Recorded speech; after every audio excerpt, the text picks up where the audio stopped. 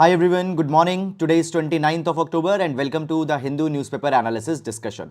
So guys, let's start with the video. In this video, we are going to discuss the entire analysis of the Hindu newspaper. We'll see all the articles along with their background as well as what could be the suitable way forward in the issues that also will take.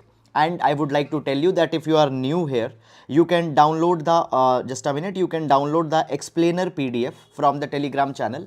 In this explainer PDF, you will find the notes of all the articles that had come in the today's newspaper along with the background.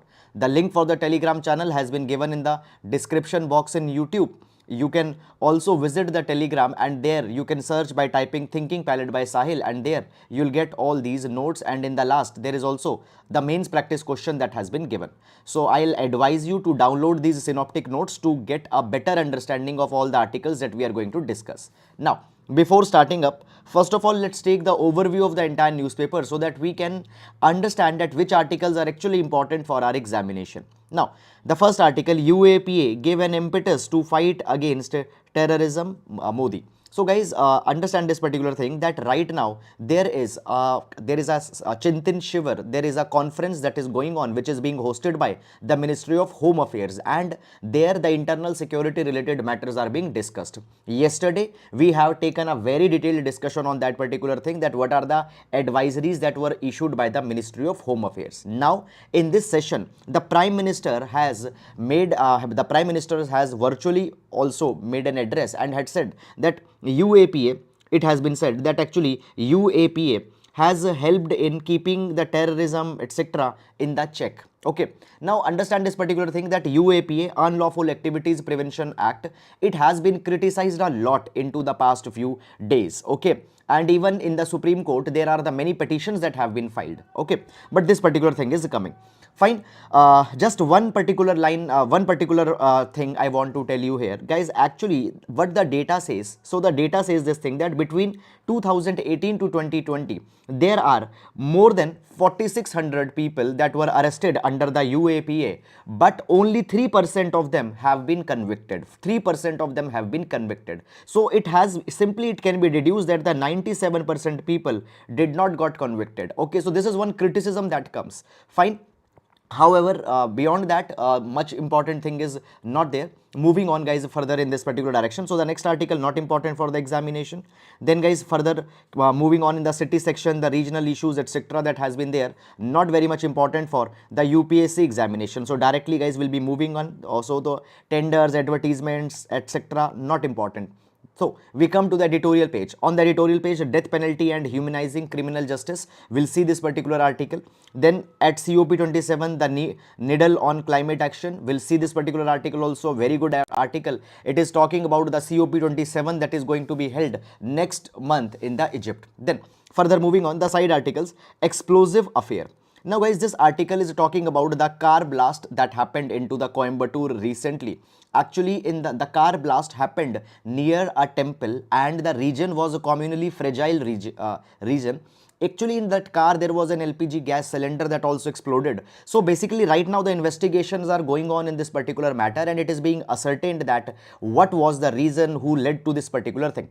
Right now there are no basically credible academic details in this particular thing. Okay, so right now I'll not advise you to go and follow the day-to-day development in this particular line. Right now the NIA, National Investigation Agency, will start their investigation. Okay, careless threat. Now this article is talking about the Russia-Ukraine war that is going on, and it is saying that why we need to it is saying that now we should make sure that immediately the war should be brought under a control, otherwise it might spill over in a kind of a nuclear warfare. Moving on.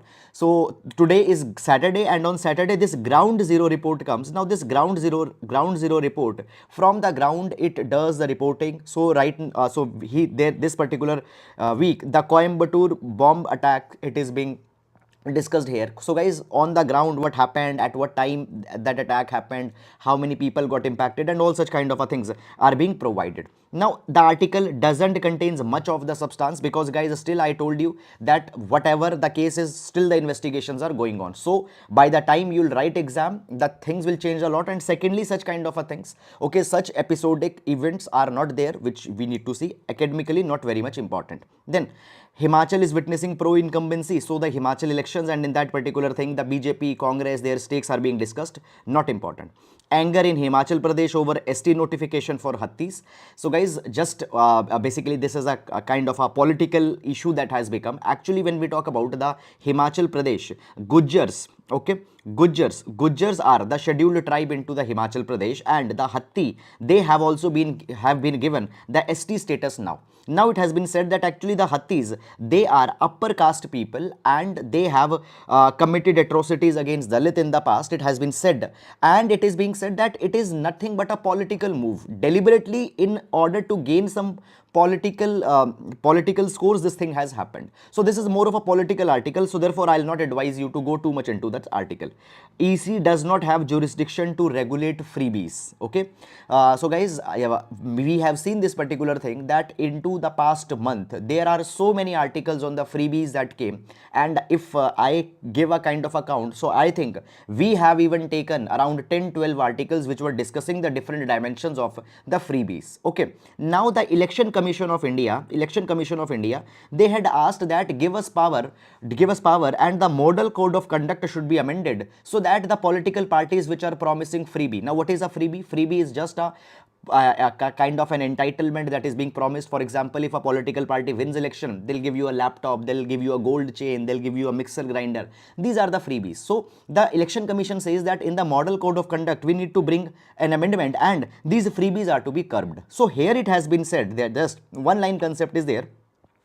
What the Congress says that Election Commission, they says that Election Commission does not have the jurisdiction to regulate freebie. Okay, they just focus on one thing, that is conducting free, fair elections, and that should be done by properly implementing the existing laws.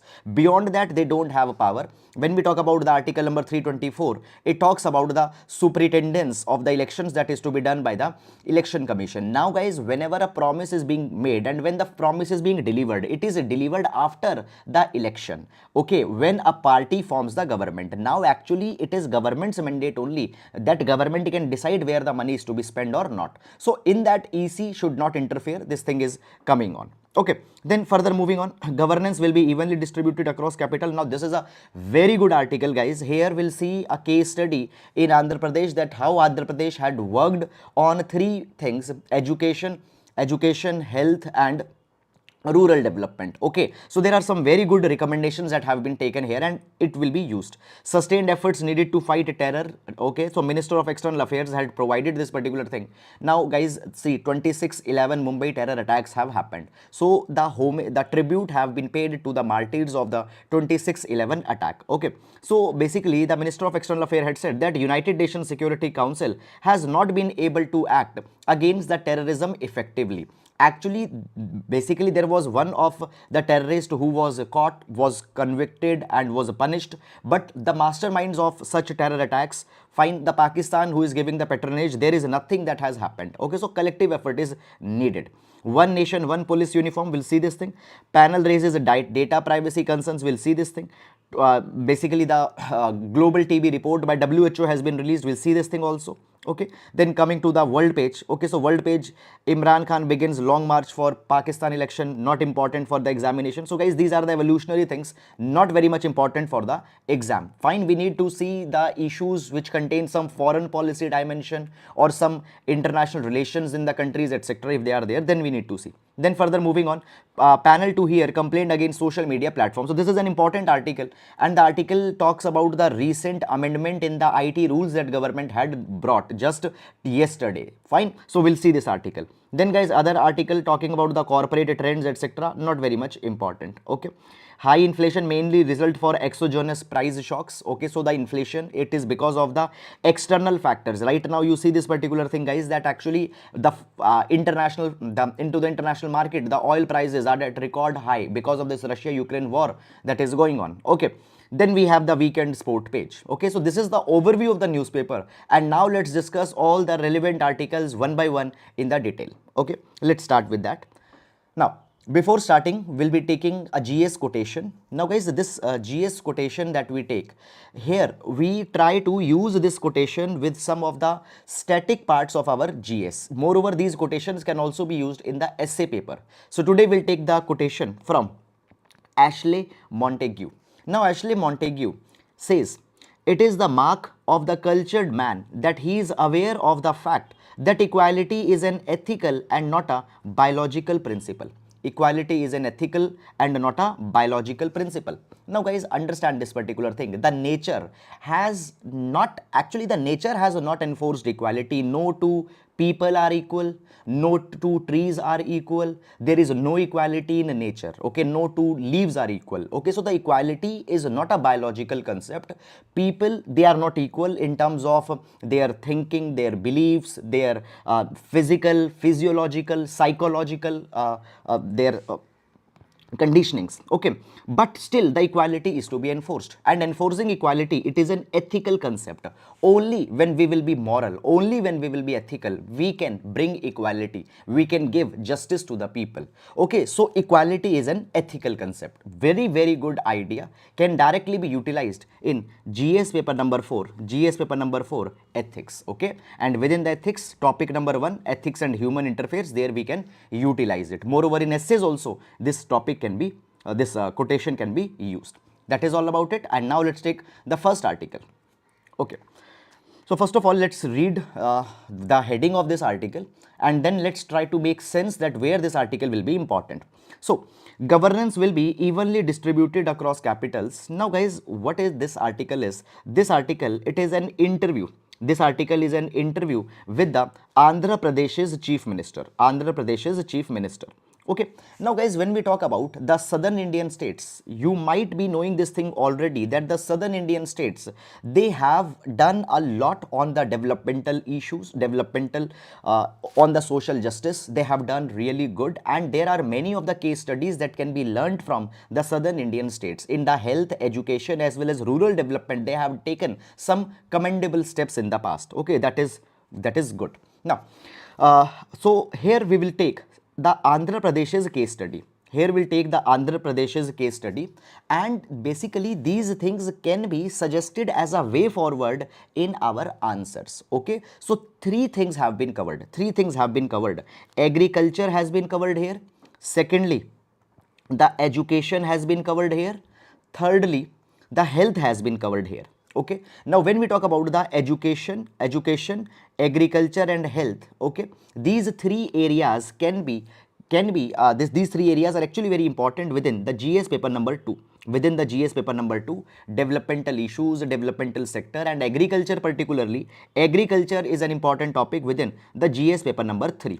So when we talk about the way forward, we can give the example of the Andhra Pradesh case study. So we will be learning a lot of good initiatives that has been taken up, okay. So let's start with this now, okay.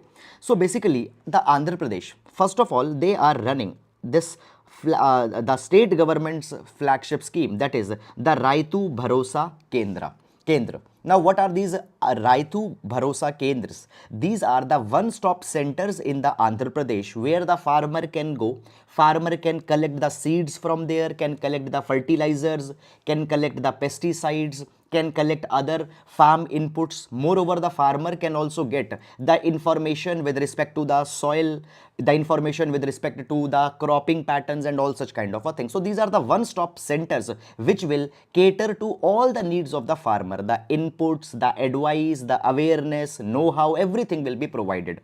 Now it has been provided that actually these Raitu Bharosa Kendras, they are available in every village in the Andhra Pradesh, which actually is empowering the farmer. And by farmers empowerment, actually the agriculture sector is also getting a kind of a boost, okay.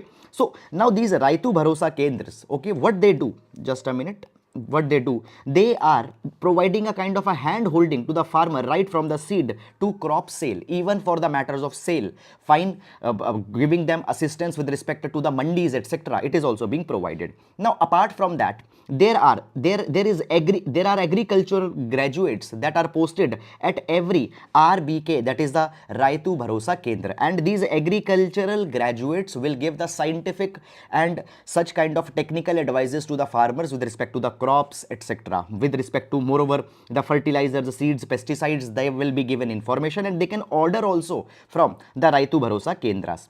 Now it has also been provided that actually, as government is providing these fertilizer, seeds and pesticides, the farmer can be sure that the substandard quality, spurious quality of the seeds and inputs are not there. So totally these substandard seeds, etc. has been removed also by this RBK. Now the next thing that is providing is that there is a specific focus on the village level development. So there is the entire village, all the villages, the village is e-cropped, village is geo-tagged.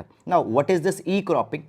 Guys, actually the Andhra Pradesh government keeps a kind of a elaborate record as what farmer is growing what type of crop.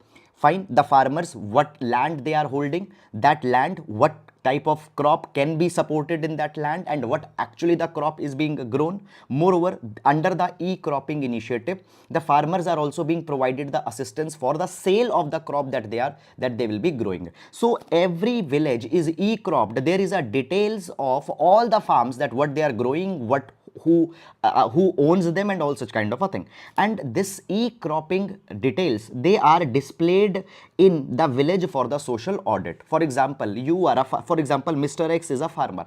Now Mr. X is, let's say growing wheat, and in this e-cropping, when it happened, in the list it is shown that Mr. X is growing the rice. So the social audit can be done, and if there are any objections, they can be brought. Every village is geo-tagged.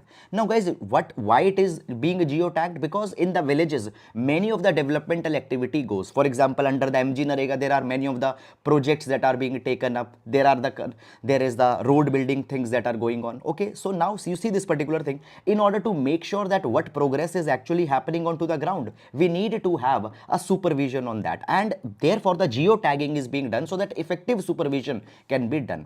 Guys, I tell you one particular thing. See what happens. For example, suppose there is a kind of a road construction project going on. Okay, now it has to be updated that, okay, for example,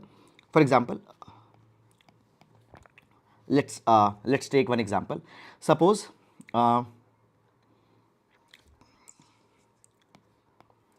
just a minute. Okay, so point is that, suppose the state government gave the funding and they said this thing that, okay, construct a community center for the village.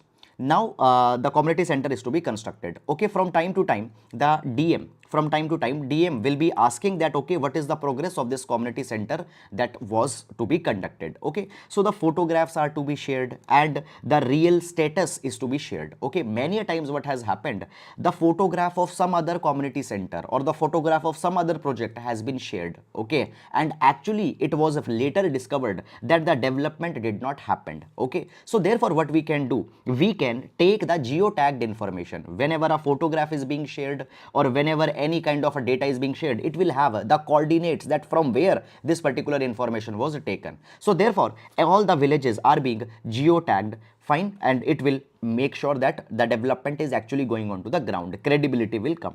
Then there is a village revenue assistant as well as a village revenue officer and an agricultural assistant. What these three officers will be doing, they will conduct the e-cropping, they will do the digital mapping of the entire village. Moreover, after doing the digital mapping, e-cropping, the acknowledgement will be given to the farmer. Okay, and I already told you that the social audit will also be done. Whatever information is there, it is correct, people will verify that. After that, it is also being provided that within the villages of the Andhra Pradesh, there is a dedicated group of scientists which is available through the RBK, that is the Raitu Bharosa Kendras, through a call center. Okay, so if the specific scientific information is to be taken, for example, for the weather, for the crop, so there is a group of agricultural scientists, okay, which are available there. Moreover, the government is also focusing on farm mechanization. Okay, so giving them tractors, giving them harvesters, or giving them other machineries. Fine, for that particular thing, the government is providing the assistance. Okay, so what is happening? 40% of bank loan, 50% subsidy, and 10% of the farmers contribution.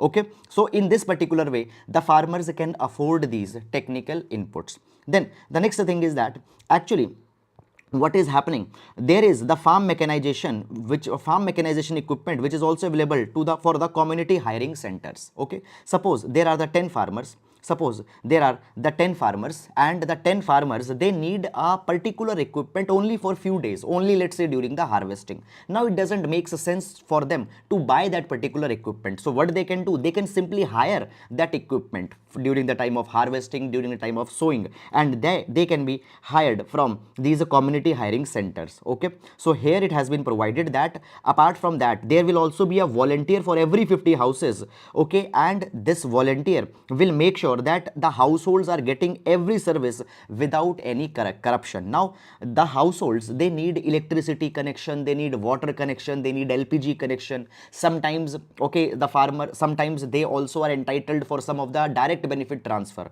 So for that thing also the bank verification etc. is to be done. So for every household there will be one volunteer which will guide these people that how they can get the can get all these services, and corruption should not be there. So this officer will be connecting them to Sachivalya, that is the office. Okay, then the next is the reform onto the school education. Now guys, again on the school education as well as higher education also, the Andhra Pradesh government has taken some notable initiatives. Number one, in the schools there is this Nadu Nedu program that has been started. Now what is this Nadu Nedu program? In this particular program, at least 12 types of basic infrastructure are being provided in all the schools. Now I tell you guys, the most basic infrastructure is the toilet and a tapped water connection. Now in many of the schools there are, because a functional toilet is not there, the girls drop out once they attain the puberty. Okay, so therefore the basic infrastructure such as toilet etc. needs to be there. And under this Nadu Nedu program, the 12 basic infrastructures, fine, for example, basic furniture, benches etc., compound wall, paintings, finishings, kitchen sheds, okay, digital classrooms etc. are being provided. Secondly, the Andhra Pradesh is also doing a very good work onto the midday meal scheme also. In the past, we have seen this particular thing, that many number of times in some other states, students are not given nutritious midday meals. Many a times there have been the reports that the students were consuming the chapatis with the salt and all such kind of things. So therefore, the Andhra Pradesh government, they say that they have dedicated midday meal menus. Okay, so there will be a menu that what food items will be provided, and this menu is based on this particular criteria that the food item needs to be nutritious, and the menu is changed every day, every week the menu will be changed, so that a variety of the food is being given to the children. Guys, understand this particular thing, that when we talk about the midday meal scheme, in the midday meal scheme, the cooked lunches are being provided, and that has been very much important. It has reduced the malnutrition problems, as well as it also increased the school retention. Okay, school retention, because many of the poor families, they are sending their children so that they might get the food under the midday meal. Okay, so now, but at the same time there have been the problem that midday meal gives the food, but the balanced food is not being given, and as the balanced food is not being given, the problem of hidden hunger develops. Now hidden hunger is a situation then you eat adequate food but your food is not balanced. For example guys, I'm just giving you a basic example. Okay, suppose I need 2000 calories in a day. Now I can consume the entire 2000 calories from chapatis. Okay, now the chapatis will give me the carbohydrates, but it might not be able to give me all the 23 micronutrients and all the 3 macronutrients. In macronutrients we have protein, fat and carbohydrate. So chapatis will give, the wheat chapati will give you carbohydrate adequately, but what about the fat, what about the protein, and what about other 23 micronutrients? So therefore variety will ensure this particular nutritional security. Then next is that actually the students, they are being provided these kits. Now after, basically you might be knowing this thing, that because of the pandemic, the learning poverty problem developed in India. Now what is this learning poverty? The students fell back, fine, on their educational, on their education. Okay, so many of them forgot basic arithmetic skills, basic reading skills, basic comprehension skills. So again we need to do some specific interventions. So therefore, after the schools opened post pandemic, the children have been provided Vidya Kanuka kit. Now, what is this Vidya Kanuka kit? It contains a bag, bilingual textbook where one page will be in Telugu, one page will be in English. Okay, notebooks, uniform, shoes, socks, and an Oxford dictionary. Okay, then after that, also the Andhra Pradesh has tied up with the EduTech Byju's. Okay, and starting from the class 4, the Byju's content is being given free to the students so that they don't need to take coaching or tuitions externally. This will help the poor families a lot. Now you see this thing, that there is a lot of out of pocket expenditure on two services, health and education. Now the private coachings etc will not be needed. Post class 8th, the students are also being given a tab which contains the Byju's content. Moreover, the teachers who are teaching the 8th grade standard students, they are also being given a free tab. Okay, then after that, in the higher education also, the government is focusing to increase the enrollment rate into the higher education. 100% fee reimbursement is being given. So okay, 100% fees reimbursement is given, and secondly, 20,000 rupees are being given to the children so that they can take care of their housing, boarding, lodging, PG, etc. Now this particular thing will give the boost to the gross enrollment ratio into the higher education. Okay, and guys, understand, this is actually very much important, because I have told you many number of times that in India, right now we are in the golden window of demographic dividend. According to the United Nations Population Fund, 2020 to 2040 will be the golden window of India, because we will have the biggest, youngest population in India. Right now, the average age of India is 28 years. But at the same time, if these people will not be skilled, if these people will not have vocations, this demographic dividend will not bring any advantage. So therefore, giving them higher education, giving them better skill, making them giving them higher order skills is very much important. So therefore, this thing is going to help out. After that, in the health sector also, there are some many initiatives that have been taken, and personally in the health sector, they have adopted a kind of a very good model that should actually be replicated by almost all the state governments. Now, first of all, the Andhra Pradesh, it is focusing on both preventive care as well as curative care. Now, first of all, because there are the budget crunches on the health, often the focus is only onto the curative care. Okay, preventive care focus is not there.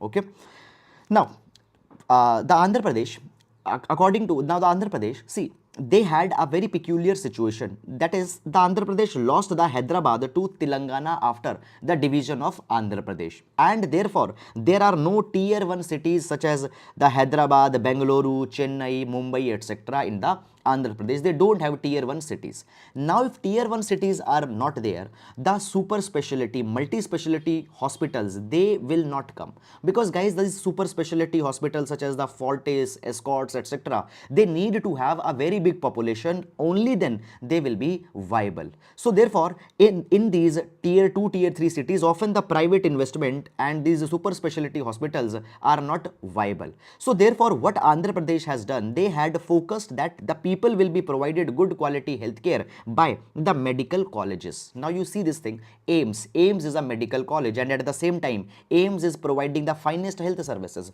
Safdarjung Hospital in Delhi, Safdarjung Hospital, it is also the medical college, Vardhaman Mahavir Medical College. Okay, but at the same time, it is providing the health services. So actually, the medical colleges, they have an hospital attached with that, which provides excellent health care. Now actually, what they have focused, they have made sure that there are medical college in every district. So within their 26 restructured district, there are the 28 medical colleges, so that they can provide the quality health care. Secondly, they are also focusing dedicatedly on the primary health care. Now, 15,000 village clinics as well as urban health clinics are being provided, and the primary health care centers are being upgraded. They are being upgraded. District hospitals are being upgraded. Teaching standards are being upgraded. And the most important and kind of a notable initiative that has been taken, it is actually the family doctor concept that has been started. Family doctor concept. Now, what is this family doctor concept? See, every mandal, okay, fine, there is a mandal, within a mandal there will be the 20 villages, within the mandal there will be the 20 villages. Now what has happened, it's being provided that the every mandal, it will have 2 primary healthcare centers, 2 PHCs will be there, and in one primary healthcare center, just a minute, let me use a different color pen. So in in every mandal there will be 2 primary healthcare centers, and in one center there will be the 2 doctors. So in total there are the 4 doctors, okay, and then there will be one ambulance also. So as I told you that there are total 4 doctors and 20 villages within one mandal. It means that one doctor will cater to 5 villages. One doctor will cater to 5 villages. So it means that a dedicated focus will be given onto the rural health, which is very, very good. And now I tell you one thing, that actually right now in India, out of pocket expenditure is 62%. Out of pocket expenditure is 62%. Okay, it means that in majority of the cases people are spending on the health, but they don't had money for that. They are spending on a health by selling gold, by selling their property or such kind of a thing. So in such high out of pocket expenditure, these kind of a things can help. Okay, then next thing that is coming here is that, guys, I told you that every PHC will have 2 doctors. One doctor will sit in the PHC and will be available for consultancy, and one doctor will be available into the ambulance and will go to every designated village, so that the people don't need to come there. The health care is being provided there. Then these village clinics will have a digital interface through which doctors are available. So if anybody wants to meet them through digital interface, that is also possible. Then after that, along with that, there is also the Arogya Shri scheme. Now the Arogya Shri scheme is a very, very good intervention. Now first of all, I'll tell you what the scheme is. So in the red color I had provided it. So Arogya Shri scheme, it is a flagship scheme. Fine. And here there are Arogya Shri cards, Dr. YSR Arogya Shri cards that are given to the poor households. Okay. Now in the case a poor household faces a kind of a disease, and if the hospital bill crosses 1000 rupees, then entire medical expense will be borne by the government or by this Arogya Shri cards. So under the Arogya Shri schemes, now they have increased the procedures, and more than 3200 types of procedures are covered under the Arogya Shri scheme. It covers all types of cancers and all such kind of diseases. So this is a very good initiative that has also been provided. So the point is that actually what is happening, the point is that by these particular kind of an interventions, the social justice has been improved, enhanced, and these examples can be replicated or should be replicated by other state governments also. Very good initiative. Fine, please use them in your way forward. I'll mark it as a 5-star article. Please download it and directly use it in your answers. Okay, now let's move to the next article. Okay, before moving in the article, let's take some of the doubts that had come here. Okay, just let me take the doubts. Okay,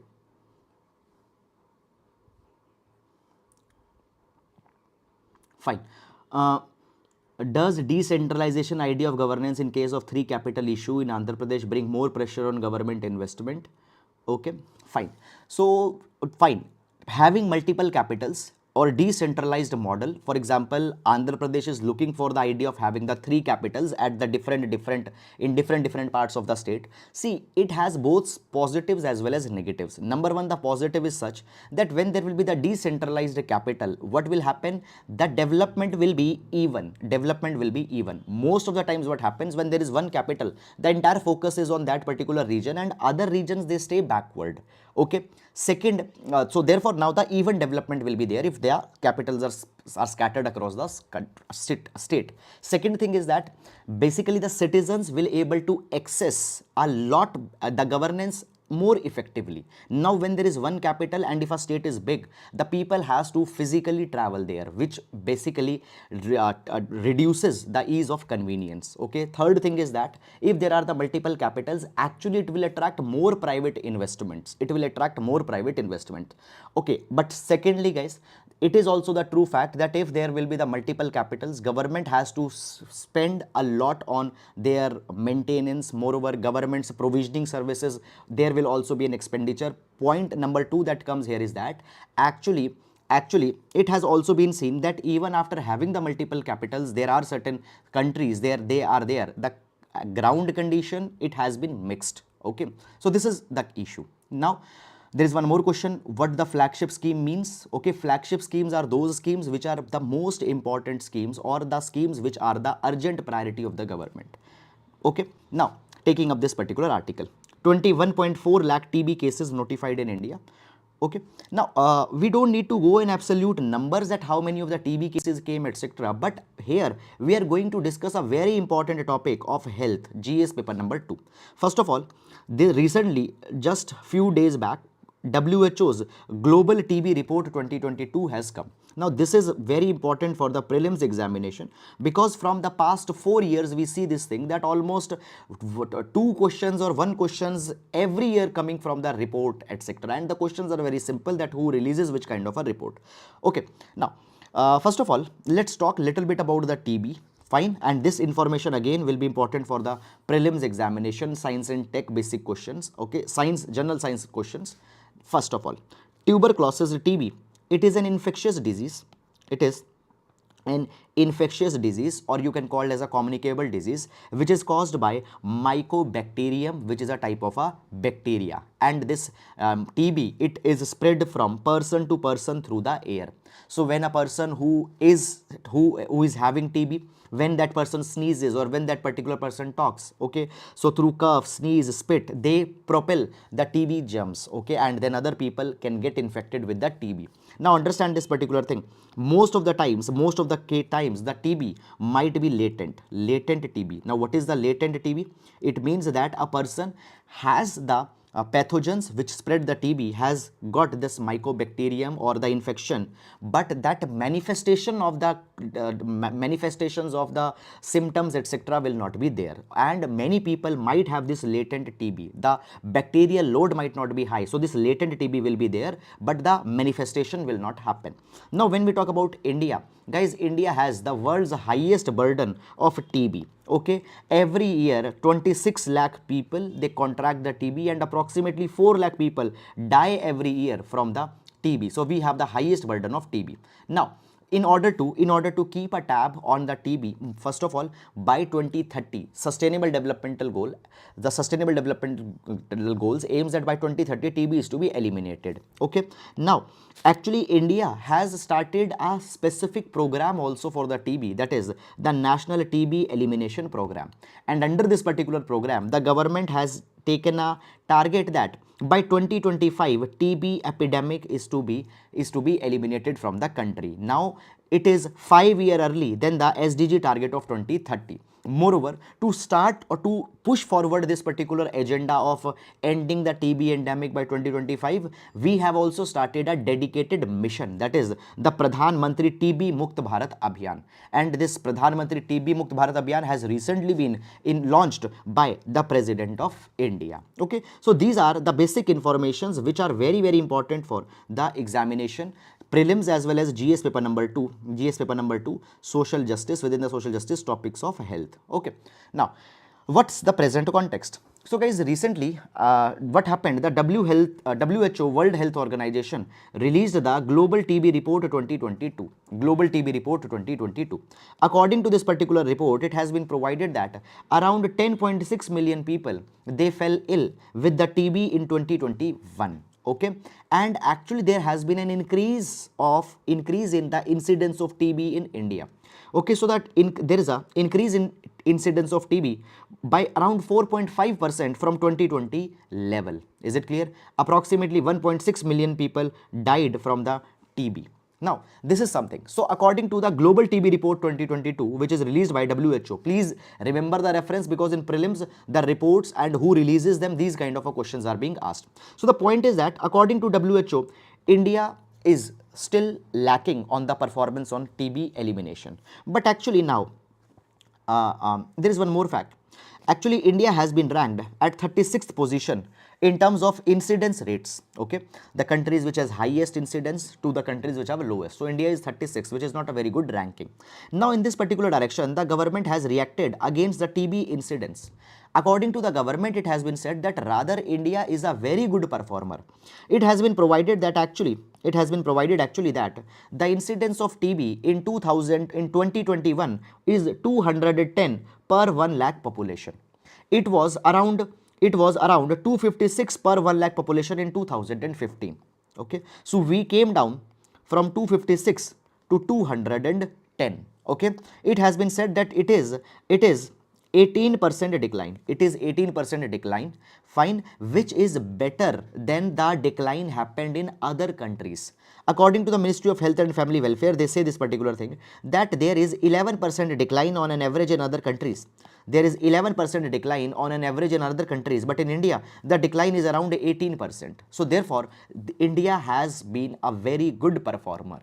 Okay, so this is the issue that has been there. But guys, because of this particular thing, this entire information, the peripheral information that we have discussed, it's very much important, because on such kind of a things the questions are asked. So that is all about it, and now we'll move to the next article. At COP27, move the needle on climate action. So this article is talking about that what should be the focus of COP, Conference of Parties 27, that is going to be held in Egypt next month. Okay, now let's discuss the article.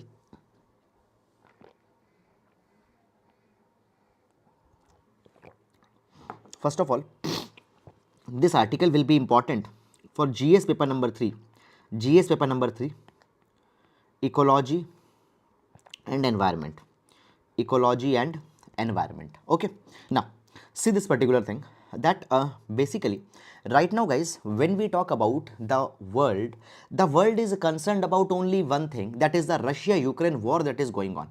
Because this Russia-Ukraine war has impacted the global economy, fuel prices, fertilizer prices, okay, and there is even a fear that the war might turn into a kind of a nuclear warfare. So this is the kind of an issue. But actually the focus is not there on the climate catastrophe that is coming. Okay, guys, it has been provided that right now the world countries, they are not on the path to meet the climate targets. Right now the world is getting heated up, and 2 degrees Celsius temperature rise will happen before 2100. I have even discussed yesterday, there was one article that came where we have discussed the global emission report 2022, global emission gap report 2022. I'll show you it also if you want. Okay, just a minute, I'll show you that particular report also that came in the yesterday's newspaper. Fine, okay. So here I think you can see it. Okay, so here countries' climate effort falls short, United Nations. Now in this particular report, now this is the global emission report. Okay, just a minute. Yes, global emission gap report. Global emission gap report 2022. The report is released by the UNEP, that is the United Nations Environment Program. And according to this particular report, it has been said that world is not on the path of the world is not on a path to achieve the target that the climate change should be mitigated. Okay, now the COP27 is going to be held in the Egypt, and there we need to make sure that a real advancement is being made. A real advancement is being made. See this particular thing, that we have actually in COP21, Conference of Parties 21, fine, that was held in Paris, in 2015. There were the INDC targets that were taken, intended nationally determined contributions. In these INDC targets, the countries have taken the targets that what they will do so that the temperature rise should not be 2 degrees Celsius, and if possible 1.5 degrees Celsius. So 2 degrees Celsius is upper limit. Beyond that, the temperature rise should not happen. So countries need to do something, and for that the INDC targets have been taken. India has also taken the 3 INDC targets. The India's INDC targets were like this, that 33 to 35% carbon peak, the carbon emission reduction will be done. Okay. Second was that basically India will be focusing on deploying the renewable energy capacity. Is it clear or not? 45% of in India's energy should come from the renewables. Okay, for 50 gigawatt electricity was to be developed from renewables by 2030. So India also took the INDC targets. But now what is happening? Yesterday the UNEP report that came, okay, again I'll show you. So the yesterday's this UNEP report onto the emission gap, they have provided that world is not onto the path to achieve this particular goal of reduction. Okay, so therefore we need to take more targets, and in the COP27 we need to make sure that better targets are being taken up. Is it clear? Moreover, last year the COP26 that was held into the Glasgow, there were that enhanced targets which have been taken by the different countries. For example, India also took there the target. India in the COP26 last year in Glasgow took the Panch Amrit pledge. It took the Panch Amrit pledge, where the 5 enhanced targets were taken by India. Okay. Moreover, India also provided that we will achieve the carbon neutrality by 2070. Okay. The China has also taken a target, and according to the China, they will be attaining the carbon neutrality by the 2060. Okay. So this is something that happened, but still the targets taken in the last year in Glasgow are still insufficient. Okay. Now when we talk about the rich countries, they have a more responsibility. For this, I will explain you one additional concept. There is a concept of CBDR. CBDR stands for Common but Differentiated Responsibility. The climate and making sure that the climate again blooms, it is a responsibility of everyone. It is a common responsibility. But what every country has to do, it is differentiated. Rich countries will do more, developing countries will do little less, and underdeveloped country will do little bit more less. So the common responsibility is to make sure that the climate change doesn't happen, but it is differentiated. So rich countries have more responsibility. Now in the past, it has been agreed that rich countries will provide $100 billion annually to the developing countries. Okay, so that those $100 billion can be used to develop renewable energy, to develop clean energy. For energy transition, those $100 billion can be used. So this has been agreed, but up till now these $100 billion had not come. That is one thing. Secondly, even the top 5 carbon emitters, they are emitting a lot of carbon. Just I want to give you some data here.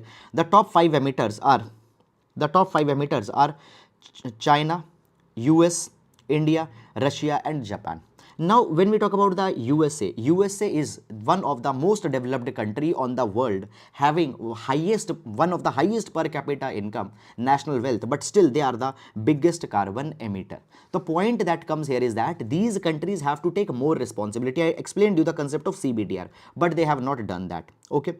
Second thing that actually is happening is that even these rich countries and the developed countries, the carbon neutrality targets that they are taking, they are very far. Okay, basically majority of the countries have taken the target to be carbon neutral by 2050, but the UNEP report, okay, on the emission gap report 2022 of UNEP provides that 45% reduction on carbon emission should happen within this decade.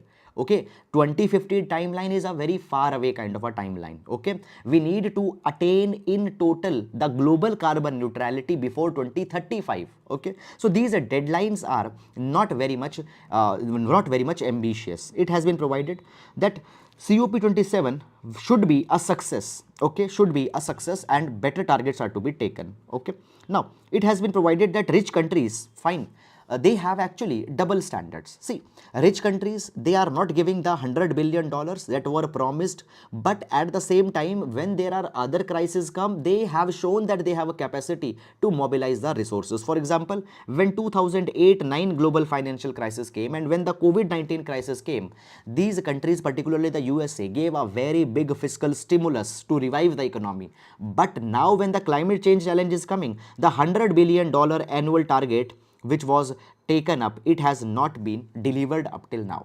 Okay, the next thing that is coming here is that actually there should be a clear message on COP27 that the price of the price of achieving carbon neutrality is a fraction of cost. Okay, so to be carbon neutral, we don't need that much of money that we needed to tackle the COVID-19 or financial crisis of 2008-9. Within a very fraction of money, the carbon neutrality can actually be achieved. And recently what has happened, the Singapore has announced that they will become the carbon neutral before 2050. Now you see, Singapore, it has only 0.1% of carbon footprint, 0.1% of carbon footprint, but still they are doing whatever is in their capacity. So this is something which we need to learn. Now, it has been provided. Now, what is the India's case with respect to the carbon neutrality? So number one, India's reliance on the fossil fuel is still very much high. India has taken 2070 as a time for the net zero. Now when we talk about the two countries, that is the China and India, they are the top most, one of the top most emitters, and at the same time the share of their electricity coming from the coal and other fossil fuels, it is very much high. When we talk about the China, 70% of the China's energy come from the coal and gas. Okay, China is leader in renewable energy. China is leader in renewable energy. They have a very high competence in developing solar panel, batteries and all such kind of a thing, but still they are using coal and oil. Okay, coal, gas, etc. Now China has announced the timeline for net zero by 2060, which is very, very far. Then the next thing that comes here is that actually both the India and China in COP26, that is which was held in Glasgow the last year, in COP26 they have used the expression phase out, they have used the expression phase down in place of phase out. Phase out means that completely coal is to be removed. We did not, China and India did not focus on phase out, they focused on phase down. They said that will reduce the coal but will not eliminate it. Okay, but now the point is that rather than the phase down, we need to move to the phase out, number one. Number two, the timeline for the net carbon neutrality needs to be brought to 2050 max. Right now it's 2060 for China, 2070 for India, but it's to be brought to 2050. Okay, then next thing that is providing is that, and today energy, it is responsible for about 3/4 of the global house gas emission. Okay, greenhouse gas emission. So we need to focus on that particular thing. We need to have the plan for decarbonization. Plan for decarbonization. We need to decarbonize energy sector, decarbonize the transportation sector. This is something. Now the way ahead that is coming here is that, number one, within the COP26, within the COP, sorry, 27, within the COP27, there should be a very clear agreement that we need to move on to the low carbon path, and for that particular thing, the carbon tax needed to be taken very seriously. See this particular thing, the polluting industries, the coal, okay, the coals, etc., should not be subsidized by the government to develop electricity. So on to the pollution and carbon emitting activities, there needs to be a positive carbon tax. Okay, recently, if you remember, few days back, guys, we have taken one more report also, okay, where it was provided that actually there is a negative carbon tax in India. Government is providing the subsidies for the coal, so that should not be there. There should be a positive carbon tax. Next is climate financing. Okay, so rich countries, they have mobilized a lot of finances for COVID-19 pandemic, etc. So for climate change also they can mobilize the finance and should give $100 billion assistance to the developing countries, and World Bank and Asian Developmental Bank should provide dedicated finances for green project, environmental projects, etc. And next thing that is provided here is that basically the COP27 that is happening in the Egypt. Now India has historically been a hesitant climate actor, has not taken very big ticket kind of reforms, though I don't agree with this kind of a thing, because last year already we have taken the Panch Amrit, okay, in Glasgow. Recently the life movement was started. India recently revised 2 of its INDC target. All these things we have covered already into the newspapers earlier. So it has been provided that India is hesitant, but this is the view of the author, but still India has done a lot. Okay, so now point is that we need to back all the climate agreements with a lot of backing. Okay, in the name of national interest, we need to promote the environmentalism now. Okay, so that is all, guys, about this particular article. I hope that you have understood it, and now we'll move to the next article. The death penalty and humanizing criminal justice. Now this particular article is talking about criminal justice reforms, and therefore it will be important for GS paper number 2, criminal justice reforms. Okay, fine, criminal justice reforms. Now, first of all, I will tell you little bit of a background as what has happened. See, few days back. Now, first of all, the Justice UU Lalit, the 49th CGI, will now step down, and the 50th CGI, 50th Chief Justice of India, that is the Justice D.Y. Chandrachud, will assume the office. Now, Justice UU Lalit, the 49th CGI, has taken some very good steps for the death penalty, reforms in India. Okay, now this path that has been laid down, it is appreciable, and we will be discussing on that particular development, that what has happened. Now, when we talk about the Supreme Court, guys, ordinarily the Supreme Court, what it does, it lays down the path on the basis of precedents that had happened into the past, on the basis of a law that has been written. So Supreme Court interprets the law, reads the law, and on to the basis of that law lays down the path and provides what is to be done, what is not to be done. But sometimes what happens, the Supreme Court breaks away from that tradition, and Supreme Courts goes against the precedents and brings some kind of a reforms also. Now, what has happened, Justice UU Lalit has given some very important judgments for the death penalty. For example, there are some judgments I am telling you.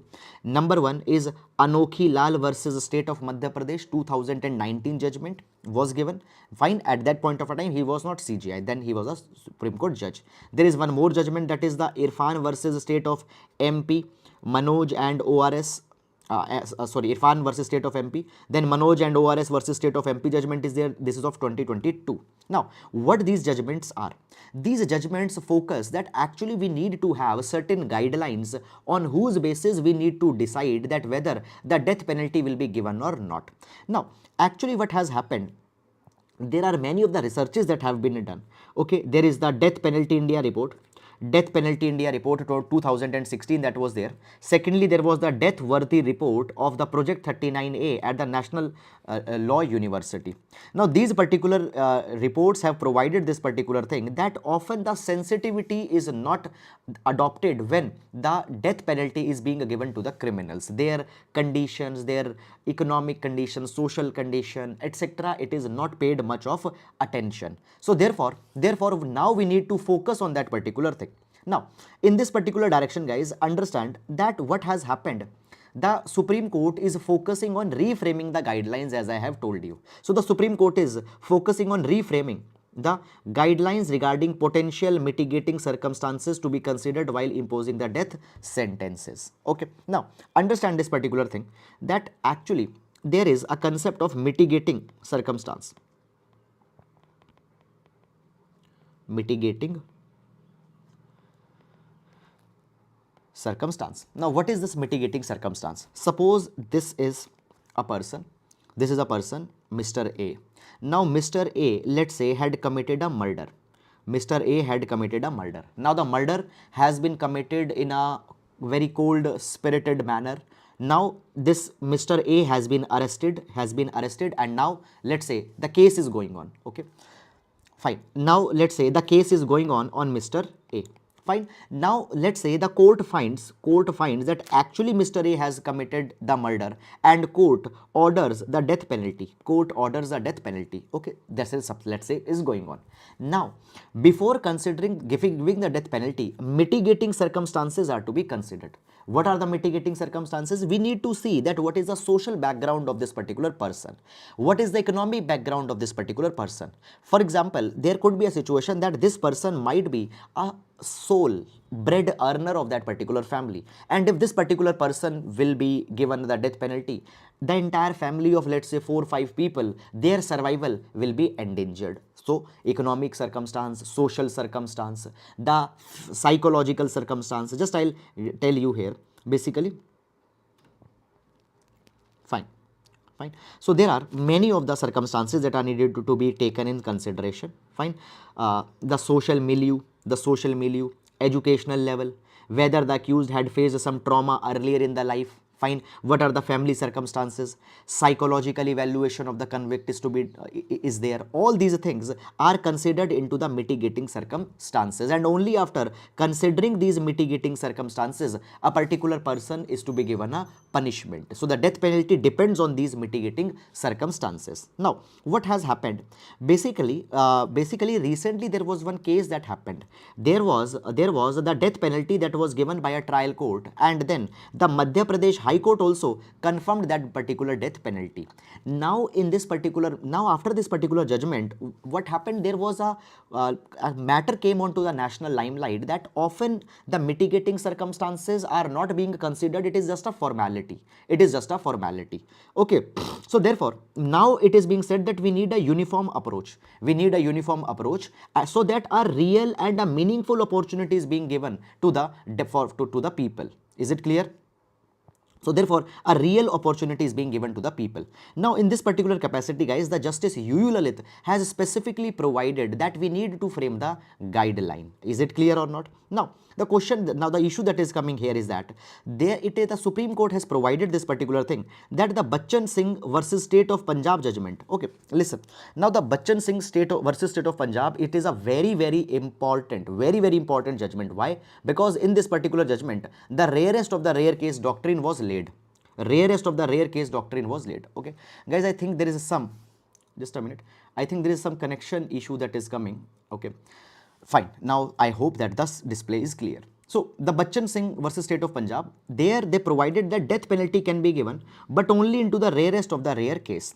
And at that point of a time, we also needed to understand this particular thing, that all the factors should be considered, that death penalty should be the only option. We need to make sure. Fine. So in usual cases, death penalty should not be given. Only into the rarest of the rare case, the death penalty is being given. It should be given. And whenever it is being given, we need to make sure that the mitigating circumstances should be considered. The same thing has now been again upheld.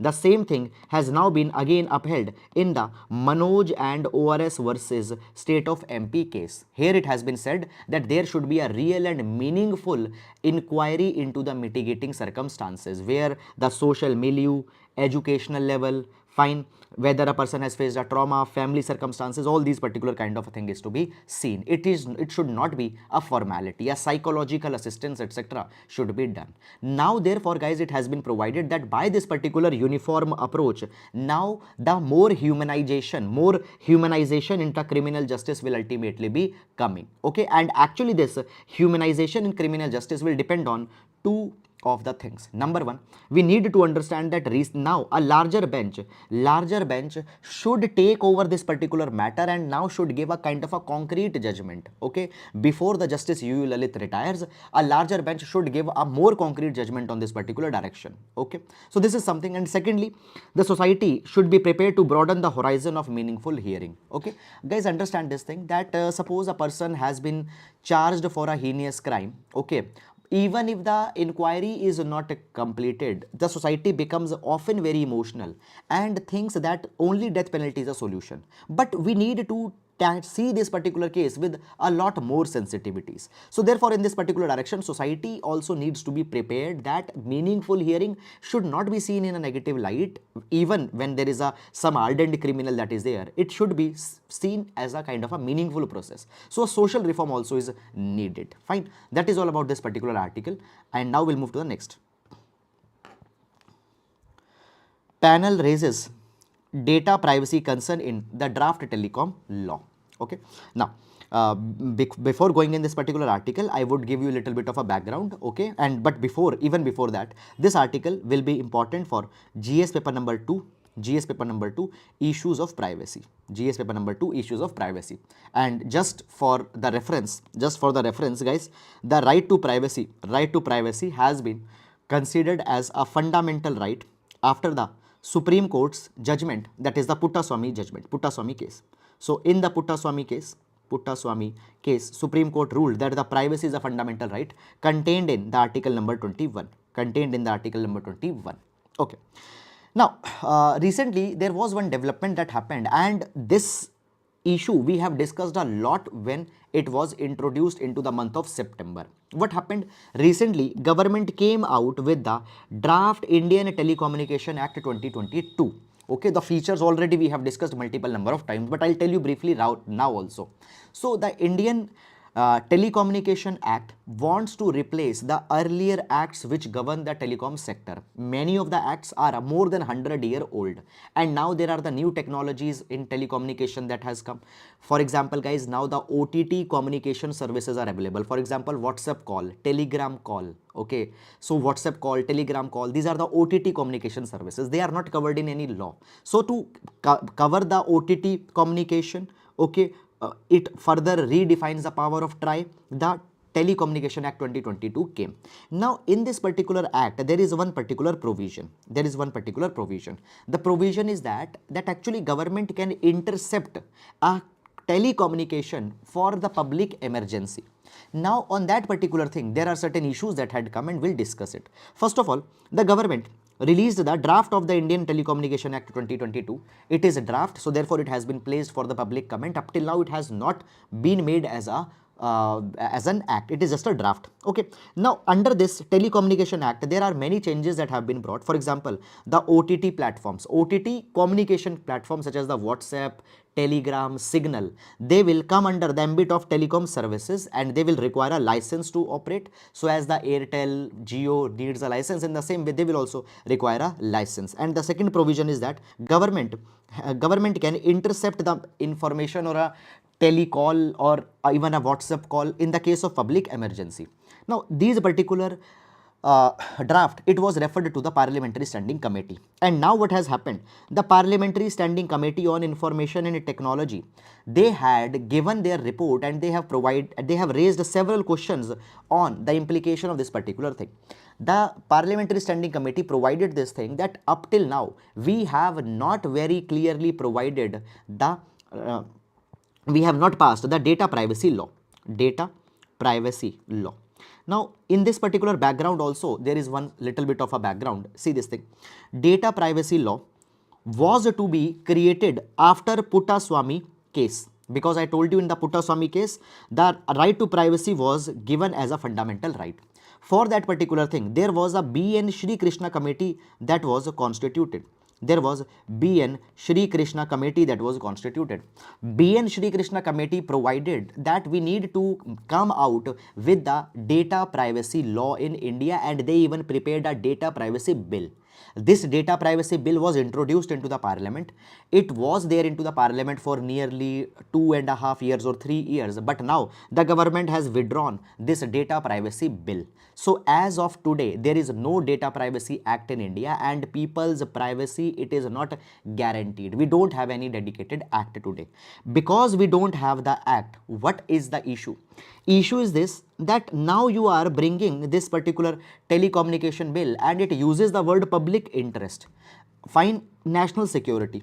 Now the public interest, national security, this particular word is very broad. These expressions are very vague, and anything could be called as a public interest. Anything could be called as that it might hamper the national security, and for anything the intercept of telecommunication can be done. Okay, so we don't have a data privacy bill. The privacy is not guaranteed by the law. Okay, though it has been given fundamental rights. So it has been provided that first bring the data privacy bill, give the guarantee of data privacy to the citizens, and after, if you want, bring this particular bill, and there also define what are the conditions of public interest, what are the conditions of national security. If it is not brought, then this particular bill might be seriously be misused. There are the loopholes.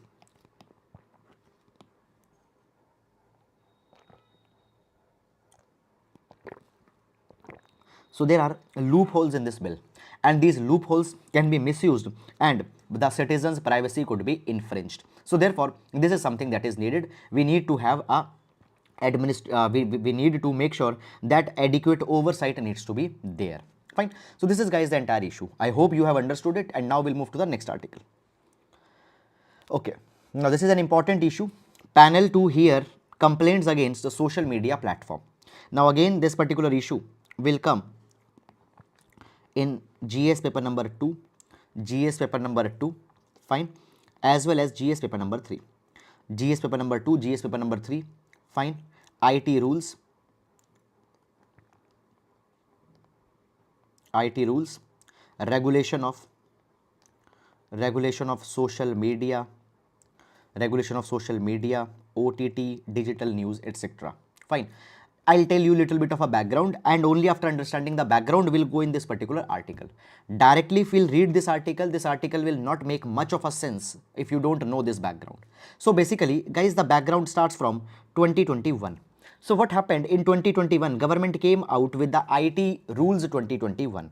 Now what are these IT rules 2021? I had provided you here a pictographic in which you can see that. So the IT rules 2021, they aimed to regulate three things. They aim to regulate social media, they aim to regulate the digital media and OTT platforms such as the Netflix, Amazon Prime, as well as they aim to regulate the digital media, digital news. First of all, the social media.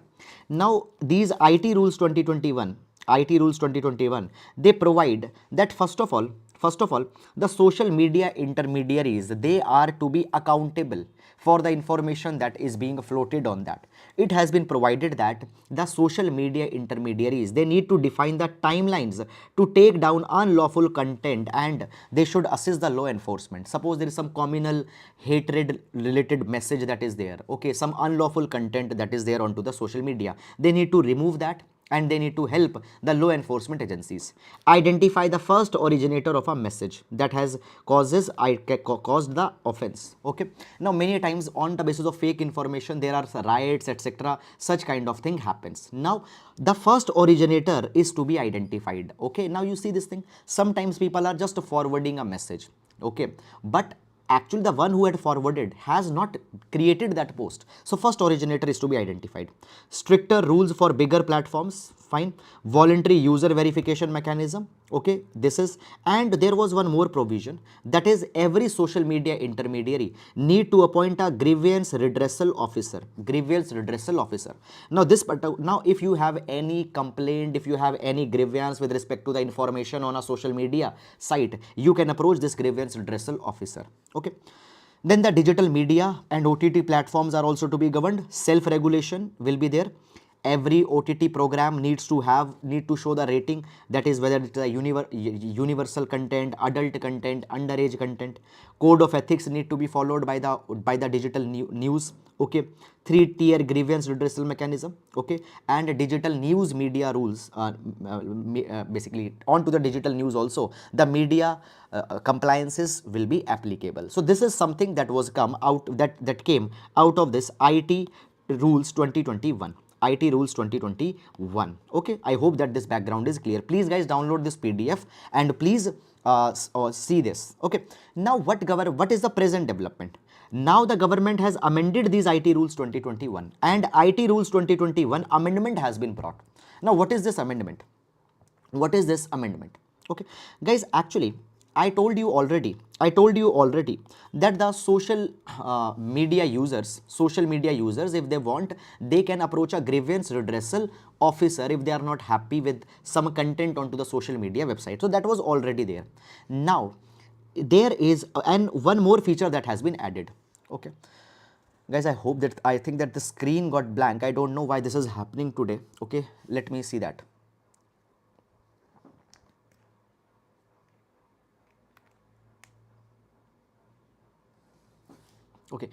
Okay, yes. So I told you that if there is any problem, you can approach to the grievance redressal officer. Now in this particular capacity, there is one more thing that has been provided. Now the social media users can approach the grievance, they can approach the appellate panel.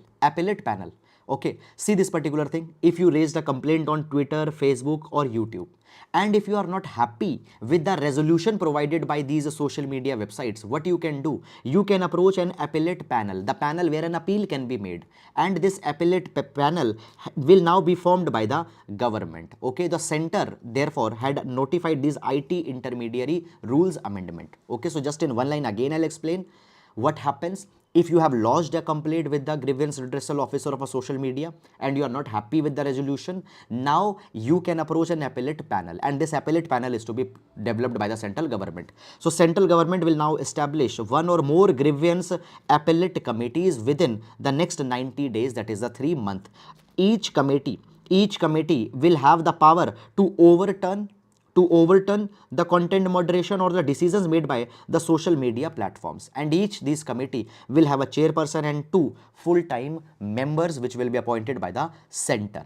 Now it has been provided that any person who is not satisfied with the resolution given by the social media site, they can approach this particular panel within the 30 days from the date of receipt of communication from the intermediary. Intermediary means these platforms. Okay, you within 30 days you can approach this appellate tribunal, appellate committee, and this appellate committee will make sure that within 30 calendar days, fine, within the next 30 days your resolution is being addressed. Now you see this particular thing, guys, that actually why these amendments had come. It is because recently there were many of the confrontations that happened between the center government and the Twitter, for example. Okay, so what happened, the Twitter said this, but basically Twitter came with the content moderation guideline. The center government was not happy with that. Then the Twitter approached to the Karnataka High Court. So in order to deal with these kind of things, these amendments have been brought. So that is all, guys, about it. I hope that you have understood it. So this issue, fine, just this content that we have written here. Okay, this content, in order to understand, we need to know this entire background, that okay, what is this IT rules are, what has happened there. Okay, so I hope you have understood it, and now we'll move to the next article. One nation, one police, one uniform is ideal, Modi, the Prime Minister of India. Okay, now what the article is all about, guys, the article just contains a one-line concept. Okay, I'll discuss with that particular concept, but before that, just a little bit thing I want to tell you. First of all, this article, okay, police reforms, it can be added there. Now you see this particular thing, that when we talk about the police officers across the country, there are the variations in the police uniforms. For example, the color of the belt, is it clear? There is the variation. The shades of the dresses, there is the variation. Even some of the polices, they wear the white colored dress. For example, in the West Bengal, the police, they wear the white colored dress. Okay, so there are some of the variations. There are the variation in the hats. That you can see. Okay, for example, here you can see a red color hat. Okay, then here is a khaki hat. Then there is a cap which is there. So there is the variations into the police uniforms. Fine. So the Prime Minister had said that on the lines of one nation, one ration card. Okay, one nation, one mobility card. Mobility card is for transportation. Okay, one nation, one sign language. We also should think one nation, one police uniform. The Prime Minister had said that this will benefit the police personnel as quality products in terms of the caps, hats, belts, etc. will be available. Okay, the production of belts, caps and uniform can be done onto the mass scale, which will be the cost effective also, and which will also provide the better quality. So this is something that has been provided. Prime Minister had said that we are not dictating this particular thing to the state government. Now you see this thing, that actually when we talk about the police, police comes into the state list. It comes into the state list. So therefore, the state government has the power to frame rules in this particular line. So the Prime Minister had said that we have given this particular thing as just as a advice, and it is not a something which is being imposed. So this is the thing that is being provided. Okay, so that is all, guys, the entire substance in this article which is relevant for the exam. Actually, I have told you in the overview itself, when we took the newspaper overview, that right now there is the conference between the Ministry of Home Affairs and the state governments onto the internal security that is going on. So in that particular conference, the Prime Minister has also made a virtual address, and in that virtual address, this particular thing has been given. So that is all about it. And now let's take the mains practice question for the today. So guys, the mains practice question, it says that climate change is severely limiting our ability to achieve the sustainable developmental goals. As an emerging global economy, discuss how India can lead the way towards a green and healthy planet. Okay, so this question is very important for GS paper number 3. Issues related to the environment and ecology.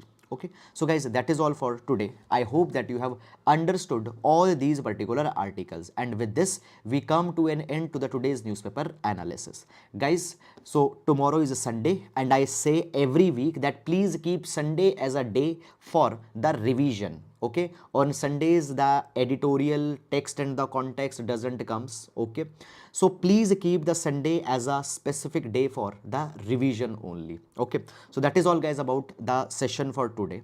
Okay, now we'll be meeting again on Monday. I hope you are enjoying this initiative, and I am expecting that this session is helping in your preparation. It is giving you certain such contents and such kind of opinions which can be used in the exam. So if you think that we are helping you in any way, you can hit the like button, you can subscribe to channel, you can help us in spreading our initiative, and always your lovely comments, they mean a lot to us. Thank you so much, and please take care of yourselves. Please revise.